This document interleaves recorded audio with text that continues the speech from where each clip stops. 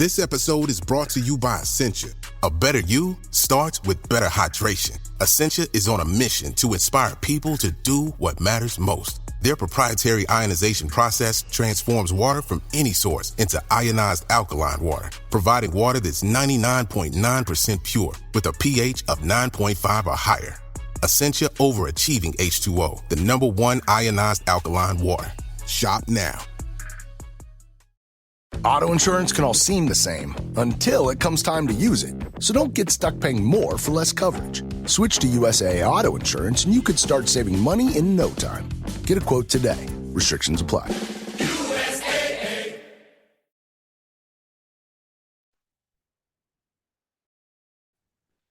Hey guys, welcome to this week's podcast episode. And I've got a fantastic guest for you today, Carlo.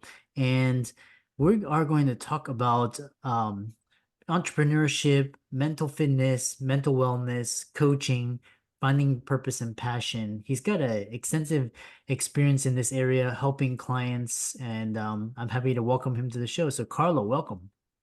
Thank you so much for having me, Chris. I really appreciate it, man. It's going to be a good episode. Yeah. So I know you have a comeback story, and so share that with the audience and we'll dive right into it.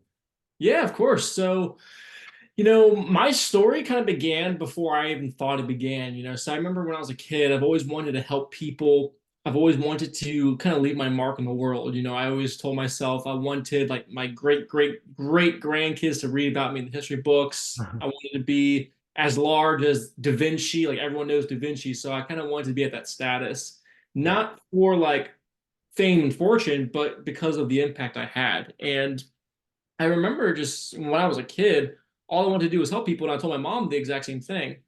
I just didn't know how I was going to go about it. Yeah. Now, fast forward, I'm 18 years old and I fall in love with fitness. I got bit by the bug. I just discovered what it was like to be healthy, what it was like to have clean nutrition, what a good fitness plan looks like. And I just became addicted. So as I'm, falling in love with fitness throughout my early 20s, I thought it'd been a great idea to marry the two things I really love, which was fitness and then service. So at that time, I thought it'd been a great idea to become a personal trainer. So I got my certificate in personal training. And at the time, I also started my own online personal training business. And that was, right at the beginning of COVID. So I thought it would have been amazing because the gyms were closed and people still wanted to work out. So I thought that would have been a great combination.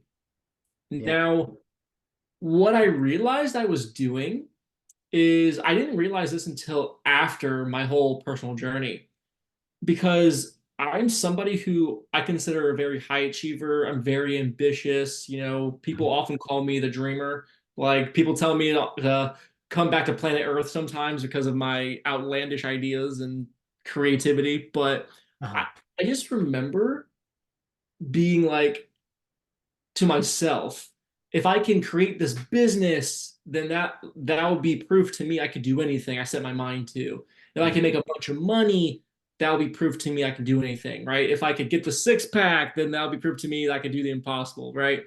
And it was so funny because I needed this external validation to prove to me that I was good enough. And I didn't realize that I needed this need for significance until much later on. It wasn't people, I needed validation from people or things really. It's just I just needed this, I guess things, but I just needed this external proof, so to speak, to be proof to myself I could do anything. Now, we're in 2020 and I feel like I'm having this identity crisis, right? And I just feel myself chipping away. And this is when I get to my hell week, as I like to call it. It was anything that could go wrong did go wrong within a span of 7 days. And I didn't know how to react to it. I didn't know how to respond. So what would happen in this week is, at the time, this was right before Christmas, right before my birthday. And I'm not working in my business full time yet. I still have like the 9-to-5 job. And I still wanted to be involved with fitness. So I was actually managing a gym at the time. Now, at this time, I get fired from this job right before Christmas, right before my birthday. It's amazing. The best thing I should hear. And on top of that, in the same week, I went through a really bad back injury. I had a herniated disc in my L5S1 vertebrae, and it was so excruciatingly painful. There was a point where I just couldn't walk because of the pain was so severe. And then to add more insult to injury, there was this young lady I was seeing at the time who was head over heels in love. She was telling me we're going to get married, we're going to have kids. She was highly invested. And when I saw that, I was like, okay, I think it's my turn to return the favor. I'll become invested myself. Well, she calls me within this same week and she's like, hey, Carlo, let's break up. And then I got completely blindsided by that. And then to top things off, the cherry on top, the business I had at the time, which was the online personal training business, was failing miserably. I was spending more money than I was making. I was going into debt. So within this week, I have no job, not making any money. I'm losing money, broken back, broken heart. And I'm like, what just happened? Like, what did I do to deserve this? Why me? And I asked all of those questions. And all these things are just piling on me one after the other within the span of 7 days. So I was just like, screw this. Like, what's the point of trying? What's the point of all of this? I'm busting my hump over here trying to make something of myself and nothing's working. It's like everything I touch turns to dust. And then I started to grow very angry, very jealous, and I started to compare myself to others and have these limiting beliefs about myself because I would see these like stupid 16-year-old girls on TikTok and Instagram and stuff doing these dumb dances and getting these brand deals, right? And I'm over here in my 20s working my hump since I was 12 years old trying to make something of myself. And for some reason, I just can't crack the code. I don't know what I'm doing wrong. I don't know why I'm not being successful. And of course, when I have this identity I held for myself of being somebody who is successful, of being somebody who is ambitious, who wants to help people, I felt like every day that was not being reflected externally. It was taking a chip in my own identity. So I was like, maybe I am just a loser. And I didn't realize it until now. Maybe I'm a professional at this. And maybe I even told myself I was a professional loser, that if losing was an Olympic sport, I would be a gold medalist. It was that bad, dude. And the self-hatred and the negativity and the depression just really grew and grew. Mm. And we're in 2021 now, and this entire year I'm laying in my bed, I'm telling myself I'm going to amount to anything, I'm not good for anything, I'll never be successful. I was at the time living with my parents, so that was another reason for me to feel jazzed about myself, to take another hit at my identity I had for myself. And I cut off communication with my family, with everyone I knew, including my parents who legit lived in the same house. I didn't talk to anybody. I didn't eat because I had no appetite. I was just depressed. I lost 13 pounds. And as thin of a man as I am, if you actually saw me, 13 pounds lighter is kind of scary. And I just laid in bed every day watching movies, scrolling through social media, watching YouTube videos, playing video games, anything I could do to just not think, because I couldn't bear the thought of my reality. Like, I didn't believe it was real. And I was like, wow, I really am a nobody. And I couldn't live with that. And I couldn't live with this pain I was dealing with and all these thoughts I was dealing with. It was so bad, Christopher. Like, I could not look in the mirror. Like, I refused to because I just didn't like the person I saw. So it was no longer a question of if, but when I was going to take my own life because it was that bad. And I didn't see a way out. And when you don't see a way out, when you're in that particular circumstance, you think clocking out early is the one and only thing you can do. And that's what I thought. So not to get, too graphic here, but, I was at the threshold, as I like to call it. It was about that time. I was at the moment where I was going to make that one decision you can't come back from. And I remember being there in that moment thinking, wow, my parents are downstairs right now. They have no idea what's going on. And I'm about to do this thing. And luckily, I didn't. I actually had a severe panic attack. I just couldn't do it, couldn't go through with it. And it was still in the back of my mind. I was like, okay, well, it's still going to happen. I just don't know when. And the same cycle just replayed itself every single day. And that's basically what I did. Now, I remember this is in November of 2021, just before the end of the year. I remember my parents were like, "Hey, let's go out to lunch. Let's do something different. Let's get out of the house." And my immediate response, my default response is, "No, leave me alone. I'll stay in bed." Well, eventually they talked me into it, and I was like, "Okay, fine." Even though it was very hard to get out of bed to go out to lunch with them, I still did it. But it was the most awkward lunch of my life. Like, I was sitting there amongst my family, and I'm not saying a word. I'm just sitting in the booth eating my little salad, minding my own business. And then I remember my brother, towards the end of the meal, he was like, "Hey, how about you ride home with me?" And I was like, "Okay, sure." So we're driving my brother's car, and we put the car in park as we arrive at the house. And this conversation, this like 10-minute conversation, literally put me on the path to finding my breakthrough. And as my brother puts the car in park, he just looks at me. He says, "Hey, man, what are we going to do? Like, how are we going to help you? Please let us know, because we've tried everything. We suggested therapy. You did it, but it didn't work. We're trying all these things. You're not doing it. But like, tell us how we can help you." And I told him, I was like, "There's nothing you can do. Like, if I found the way, I'd be doing it, because I don't want to stay like this. But I feel like this is kind of like my destiny, so to speak." So I just told him to give up and quit, stop trying. But he couldn't accept that answer. And he told me, he was like, "Hey, look, Carlo, like, I am your brother, and I would do anything for you. You're my brother. Would you do anything for me?" And I said, "Of course I would." I didn't realize that was a trap, because he was like, "Okay, Carlo, I have a favor I need from you." Oh gosh, all right. Well, what's this favor? What do you want from me? What's the catch? And he tells me, "I need you to go on a trip, do something different, get out of here. You need to do something different." And I'm just looking at him dumbfounded. I'm like, "Do you know how hard it was to get out of bed and to go out to lunch with you guys to the Cheesecake Factory? And now you want me to go on a trip? Like, no, I'm not doing that." But then the next thing he said really shook me. And it was almost as if time stood still. And I was kind of like the only person in the universe. And I was just sitting there like time was frozen.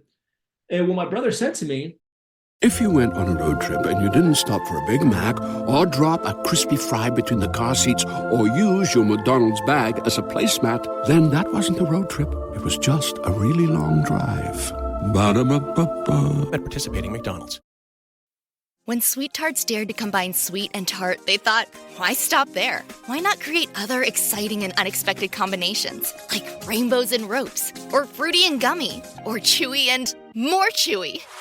That's why they created fun treats like Sweet Tarts Twisted Rainbow Ropes, Gummies Fruity Splits, and Chewy Fusions. When you dare to combine, it's sure to blow your mind. Sweet Tarts, dare to combine. Visit sweettartscandy.com to shop now.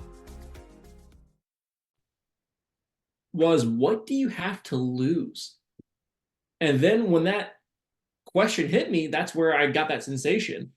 And I really thought of that, and I pondered that question. And I was like, really, honestly, at this point, I have nothing to lose. Like, really, I'm at rock bottom. Not to sound cliche, but that's exactly where I am right now. So I thought to myself, why not take a leap of faith? Why not try something? And one more time, let's see what it does. And I don't recommend this, but my thinking at the time was like, hey, if this one last attempt doesn't work, I can still clock out early. That was like my safety net, my coping mechanism, so to speak. And obviously that's not healthy to think about, but that's just what I did. But as he asked me that question, I was thinking of two things. And these two things literally put me on that yellow brick road, so to speak. So the first thing I think of is I just keep saying to myself, I don't want to die. I don't want to die. I don't want to go. And I just kept saying that to myself nonstop, just kept replaying that over and over. And I shifted my focus from the life I was living, to the guy who felt like he was unfulfilled, he had no purpose, he didn't know what he was going to do, felt so overwhelmed, had these limiting beliefs about himself. And I shifted that focus from that to the person I wanted to be, the life I really wanted, being the person to help others and be an entrepreneur, make something of myself. And that's where I shifted my focus to. And then the second thing was I imagined I had struck a match from a matchbook and I saw this tiny little flame. And this tiny little flame just sat in my gut. And I saw this little spark, this little flame, and I thought it represented the real me. The Carlo who's ambitious, the Carlo who's funny, who wants to help people. And even though it was so, so small, the real version of me was down there somewhere. And the more I thought about this little flame, it just grew and grew and grew, to at which point I felt like it consumed me and I felt like a fireball. And that's where I had this like energy, just, I don't know, I just had something coursing through my veins. And then all of a sudden I looked at my brother and I said, okay, I'll go on this trip. And then he's losing his mind. He's going excited. He's like, okay, well, where do you want to go? Now, in November in Virginia, depending on what Virginia wants to do, because it's a tricky state when it comes to weather, it's either hot sometimes or cold. Well, in this particular circumstance, it was a little chilly. So I was like, I don't know. I want to go somewhere warm. I don't want to go anywhere cold. He says, okay, perfect. Well, when do you want to go? And I said, soon. And then he says, okay, well, do you want to go alone? Do you want to come with me? What's the deal? And I said, please come with me. I don't want to go alone. I'll probably just lay in bed every day. He says, okay, don't worry about anything. I will send you the details tonight. And that was a Sunday. And our plane left on a Tuesday. And we headed to West Palm Beach, Florida. Now, neither of us knew where West Palm Beach, Florida was. We didn't know if it was on the East Coast, West Coast. We didn't know anything. We didn't know what was down there, what we could do. I mean, it's Florida. You can only assume, go to the beach, do stuff like that. So he just picked it literally because it sounded attractive. That's the only reason why he picked West Palm Beach. So we head down to West Palm Beach, and day one is miserable. I was filled with immediate regret. I was like, oh my gosh, why did I do this? Why am I here? Why are we in Florida? I should have stayed in bed. This was a mistake. And then day two, same thing. I'm feeling miserable. Don't know what to do. My brother, he's trying to rent jet skis. He's trying to go to the beach. He's like, let's go on a fishing boat and just go fishing. And I don't want to do a darn thing. I just want to lay in bed in a hotel. I just physically and mentally just don't want to do anything. Honestly, up to that point, Chris, like the most excitement and adrenaline rush we got up to that point was we had bought a deck of cards at a pharmacy and played Go Fish in the Park. That was it for me.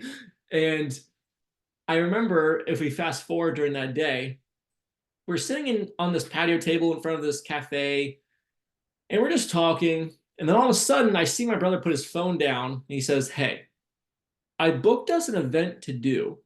I'm not telling you what it is. Just get up and follow me. And I'm filled with panic. I'm like, what did he just do?